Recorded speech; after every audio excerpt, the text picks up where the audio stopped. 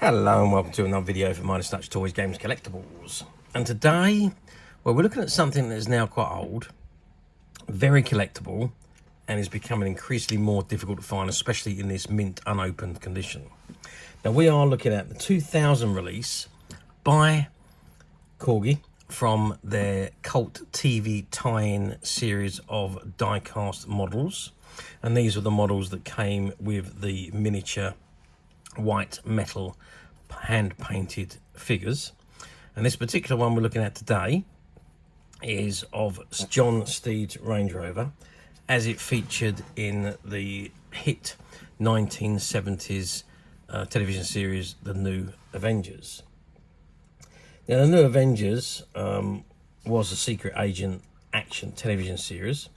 It was produced during 1976 and 1977, and it is a sequel to the 1960s series The Avengers, and incidentally was developed by the original series producers Albert Fennell and Brian Clemens. Now the series was produced by the Avengers Film and TV Enterprises Limited for the ITV network at a cost of £125,000 per episode to produce at Pinewood Studios, and it was broadcast in over 120 countries. The series was a joint venture between the United Kingdom and France and Canada production. The series picks up the adventures of John Steed, again played by the actor Patrick Mooney, as he and his team of Avengers fight evil plots and world domination. Now, in the original series, Steed had almost always been partnered with a adorable fighting woman, but in the new series he has two partners. Mike Gambit, as portrayed by the late great Gareth Hunt, who is a top agent, crack marksman and a trained martial artist, and Purdy, played by the gorgeous Joanna Lumley, and she was a former trainee with the Royal Ballet Company, to which she ascribed her high kicking skills she frequently used in the series. And she was kind of like an amalgamation of all of the ladies that have been Steed's partners in the original television series. Now, the idea of having an additional member of the Avengers in the New Avengers was because of Patrick Mooney's age. He was 53 when they started filming the Avengers, and there was a question mark whether he was able to do all the stunt work that he did in the original television series. So Gareth Hunt was brought in as his one of the assistants to do that fast-paced running and stunt work instead of Steed.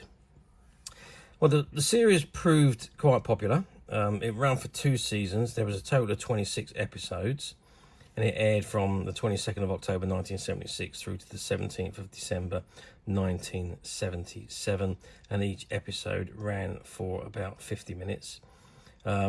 Production on the second series did move to Canada. I don't know whether that was due to the production values or the costs, or whether that was due to the agreement in the first place when the series was first brought back to life. But anyway, so in the series, they each had their own cars. Purdy had a TR7, Gambit had his Jaguar, I think it was, and John Steed drove his Range Rover.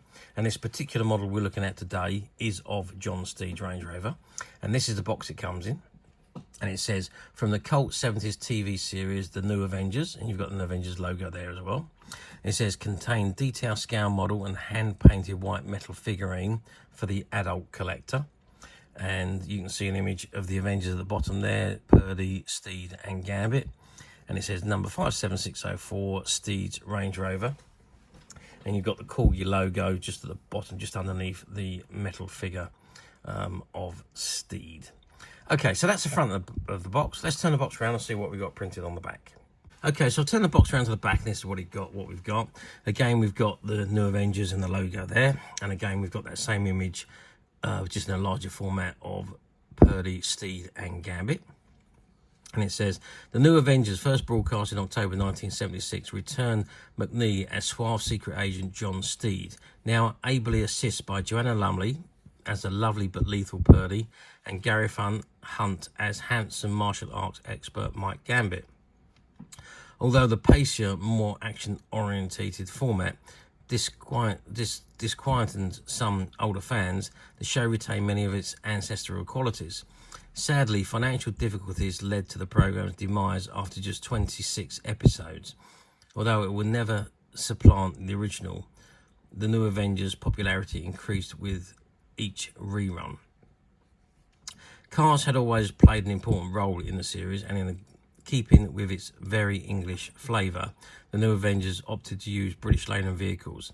Amongst those was Steed's Range Rover, resplendent in British racing green and becoming a stylish addition to the many already famous vehicles used in the show. And again, you've got the Corgi logo at the bottom there.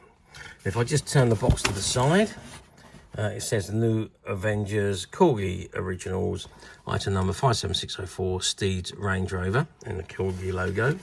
And on the other end, yeah, it's exactly the same. The new Avengers, the Avengers logo, Corgi Originals, 57604, Steed's Range Rover, and again the Corgi logo at the bottom. And if we turn the box to the bottom there, we've got not suitable for children under 14 years old. Some models may contain fine detail points or edges. Made in China. Copyright 2000 Corgi Classics Limited, Leicester, LE32RL, Great Britain. Retain this address for future reference. And visit the Corgi website at www.corgi.co.uk. Made in China, barcode, and the rights reserved to amend specifications and colours in order to maintain authenticity and improve quality. There we are. So that's the model. I think what we're going to do now is let's open the box up. Let's actually take the model and the figure out, and let's have a look at them outside the box where we haven't got any glares from the window. Okay, so I've removed the model and the figure from the box, and this is what we got. So we've got the Range Rover, and we've got John Steed. Let's have a look at John Steed first of all, because I do like these figures, even though they're very small. That does actually come out of that. That's an image of the Steed house there that was used in the new Avengers. But let's have a zoom in on the figure here. And you can see, well, it's not a bad likeness really of Patrick McNee as John Steed for a very, very small figure, and hand painted as well in white metal. It's actually very, very good. And obviously you can tell it's him by his bowler hat, his cane, which is also a sword, his walking stick, which is also a sword, and his dress. And it was always immaculately dressed John Steed. And his suits with the rose on the lapel. But yeah, a really, really nice figure this is. Now, sadly, I can't remove it from the packet. I mean, it is still factory sealed inside in a bag, but you can see that the plastic is all still taped up. So I'd have to remove all that and cut it off to get the figure out, and I don't particularly want to do that. So there we have it. Now let's get some size. Let's get an idea of size. Let's just zoom out a little bit so you can see the size we're looking at. So we're looking at, it's about probably getting on for about 6 centimeters in height. Width wise, it is about 2.5 centimeters, and if you measure the thickness, is about 1.5 centimeters. I don't know if you can just see that. Let's move the camera over slightly. About 1.5 centimeters in thickness there. And there's the back of Steed again there in his nice suit, standing very, very smartly on that little stand there. So a really, really nice figure. These figures were a nice little touch. Not all of them were as nicely designed as this one is. I do think this one is one of the better ones that came with these models. Okay, let's have a look now at Steed's Range Rover. Now, it is still attached to the box there. I don't know whether I'm going to be able to remove that. In fact, I may well be. Let me see if I can take this off the box. Okay, with a little bit of jiggery pokery, I have managed to remove the model from the box, and this is what we've got. So it is a beautiful looking model of the Range Rover in that racing green colour. Die-cast body, plastic base there. It's got Corgi Range Rover printed on the bottom there. The grill at the back, or the bumper at the back, is plastic, as are the lights. And the front bumper is also plastic, as are the lights again. The wheels are obviously rubber, and the rims are plastic. So the die-cast section of it is literally the main body. You've obviously got the plastic perspex windows, and that's it really. Rest of it is, so it's metal and plastic, not completely die-cast. It's not as heavy as I thought it was going to be either. I did looking at the size of it and the bulkiness of it, I did expect it to be a little bit heavier than what it actually is. Nicely designed though. Windscreen wipers on the front there. You can see the rear view mirror at the top there. Range Rover printed on the front, and you've got the registration number. This is the old style Range Rover, obviously from the 70s, a little bit different to what you see these days. Range Rover again printed on the back, and the number plate at the back. Nice functionalities in this. So you've got the doors, the front doors open, and you can see inside, which is that brown interior, and the other door at the front there, which is Steed's driving door, and you see his steering wheel there, and the dashboard. Not overly detailed dashboard, a little bit just moulded bits there, so it's not as detailed internally as you would have liked it to have been, but it is a nice little touch there. There's no windows in the front. The windows are down, or yeah, they're probably wound down, as you would assume, but they don't. It doesn't come with windows at the front. The back section, now I'm sure this opens up one way or the other. I'm pretty certain it does. Oh, yes, there we go. So the bottom section, it's like a tailgate. So the bottom section drops down, and the top windscreen opens up like that. And there you've got the boot section. So the old-fashioned tailgate design. So down, up, or up. That's better. So the screen comes down first, and the lower section comes in afterwards. So to open it, you raise the screen first, then you drop the tailgate down.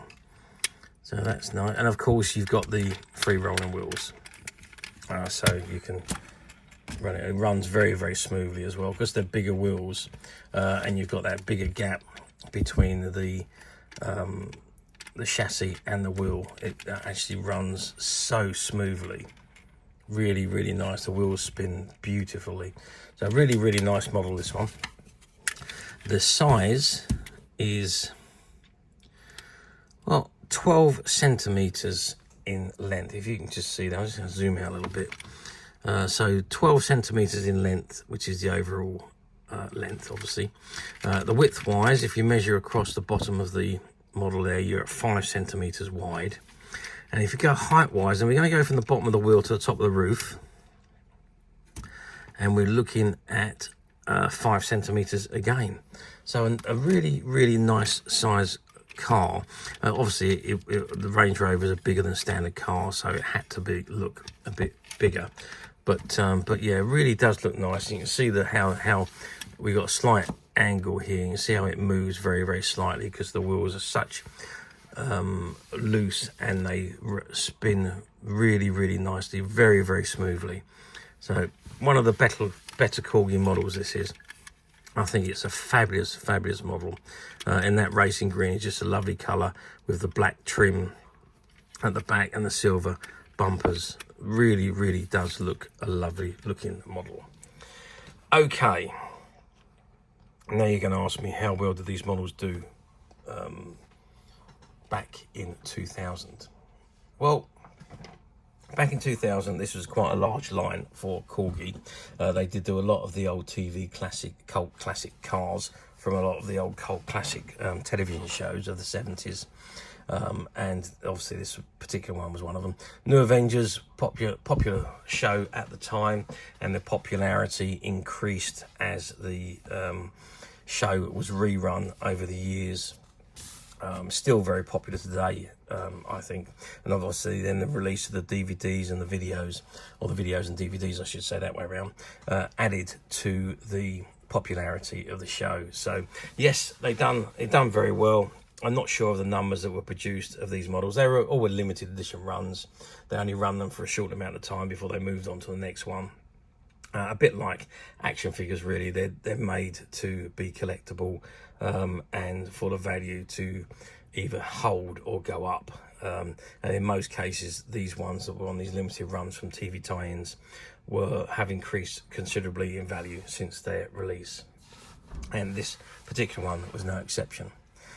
So yep, done very well. So I'm not sure the numbers, but yeah, I do remember going into the shops and seeing these on the shelves and thinking, well, I think it was early 2000s, and we might have still had the shop when these were, I can't remember the exact date when we sold the shop. I know it was 2000, but I can't remember whether it was early or late. But I do remember going into shops and seeing these on the shops, probably after we'd sold the shop, so maybe towards the end of the year. I used to like to keep an eye on what was going on, and we'd go into the local store and we'd see the models on the shops, and I do remember seeing quite a few of these models. So yeah, but I think they've done rather well. I don't think they was on the shelves for very long. They sold, the collectors were eager to find them, and they did sell very well, and then they were done, and obviously then they move on to the next model. Okay, so let's move forward 25 years to 2025, which is where we are today. So we've moved on a quarter of a century since this particular model was produced. Question now, do these come up for sale very often on the platform? Well, no, not very often is the answer to that. If you look hard enough and wait hard enough, you will probably find one on the platforms eventually. This particular one is rather more difficult to find than the Gambit. I think I'm pretty certain Gambit's was a Jaguar. XJS, I think his car was, which was from the same series, and that one does seem to appear a little bit more frequently than this one, but not very often again. Very, very few and far between. You can pick them up loose. I did see a couple loose on the platforms, but in this mint unopened condition, when I looked for this particular one, I didn't see any others. I did go back through the history for a couple of years, and I think I found one that had been up and sold in this condition. As I say, there was a few used ones on the platforms, but they were without the figure, and it was just the vehicle. I did see a couple of figures being sold loose as well. Again, used, not new. And of course, do remember, if you are going to buy on a platform, remember the old age proverbs. Somebody's idea of very good condition could be somebody else's idea of acceptable condition. So be very, very careful. Make sure you read the content correctly and have a good look at the images, so there's no disappointment once you have ordered the item. And also don't forget, some of the platforms use stock images and stock descriptions, so you could be looking at an absolutely mint item on the page and reading the brand new description. However, if there's no new ones available, the order automatically goes to the cheapest used item, and that may not be what you're looking for. That could be a used one with scratches, damages, no figure, no box, whatever. So if it doesn't say new and it says used, click that used link and read what you're about to order, so there's no disappointment when the item arrives. Because it wouldn't be through the fault of the seller, and it's certainly not the fault of the buyer. It's just the way they designed the platforms to work, which is ridiculous in my eyes. But there we are. That's just the way they are. Now, alternatively, we have found a few of these models. We've got a few of these John Steed ones, and we've got a few of the Mike Gambit Jaguar, which were part of a shop buyout, which we did about 5 years ago, just after COVID. We have actually bought a lot of stock out from closed down shops over the last 4 or 5 years, and these were some of those items that we bought. There was a closed down shop that had been around for many, many years, I think from the 1960s in actual fact, and they still had a couple of these and a couple of the Mike Gambit models that have been unsold, and they were put into the stock room, and we found them when we bought out all the stock, and we are making those available to our customers on the MyStatch website, which you can get to very simply by clicking the link below it will take you straight to the website where you'll be able to find this and many, many other vintage Corgi items. And many other vintage toys, games and collectibles come to that. There's over 10,000 products currently available on the website for you to view and purchase at your leisure. And don't forget to hit the subscribe button, because we're uploading videos for every new item that goes into the website. There will be something for everybody, and I'm absolutely positive this is something that you will not want to miss, because we literally got thousands and thousands of new items which we're shooting videos for and uploading on a daily basis. So if there is something in particular you're looking for, something old that you've never been able to find, something quirky that you might want to buy for a friend, or perhaps just something from your childhood that you'd like to own again to help you recuperate those long lost childhood memories, well, stay tuned, keep watching, because you never know the next item we upload could be that item you've been looking for. Okay, that is it for me on this particular item. I do hope you've enjoyed reviewing this wonderful, wonderful vintage Corgi, the new Avengers John Steed Range Rover DieCast model and collectible figurine with me. Thank you for watching, and we'll see you again next video. So bye for now.